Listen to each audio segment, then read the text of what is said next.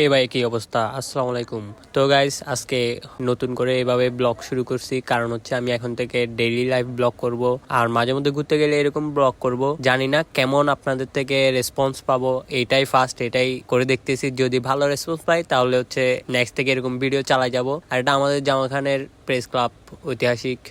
এখানে সব মিছিল মিটিং যাওয়া হয়, সব হয়। আর এটা তো চিনেন আপনারা, জামাল খান।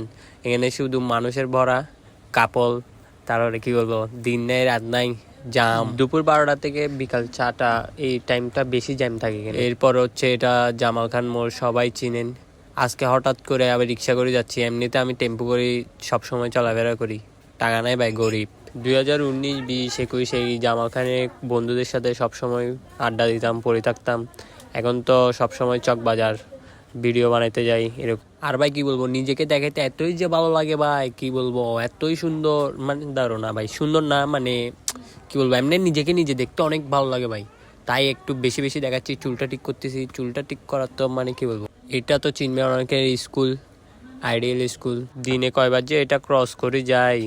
আর এই জায়গার কথা কি বলবো, চকবাজার যখনই আসি তখনই মানে কত বড় বড় জ্যাম। ওই সামনে দেখা যাচ্ছে জ্যাম।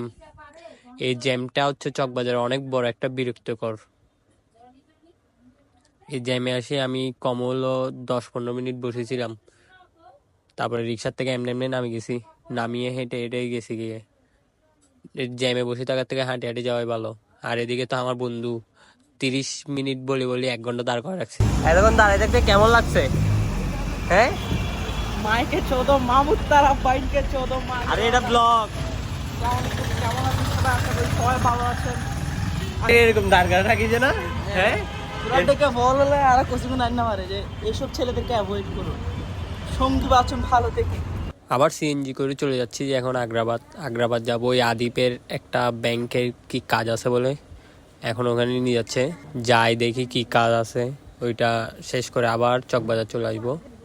এই সিএনজির মধ্যে ঢুকলে আমার থেকে বমি বমি ভাব আসে, আর হচ্ছে জ্যাম, কি বলবো।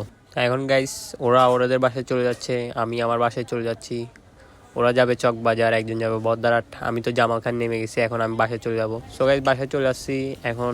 এতটুকুই। ভিডিওটা যদি ভালো লাগে শেয়ার করে দিবেন, কমেন্ট করবেন, একটা লাইক দিবেন।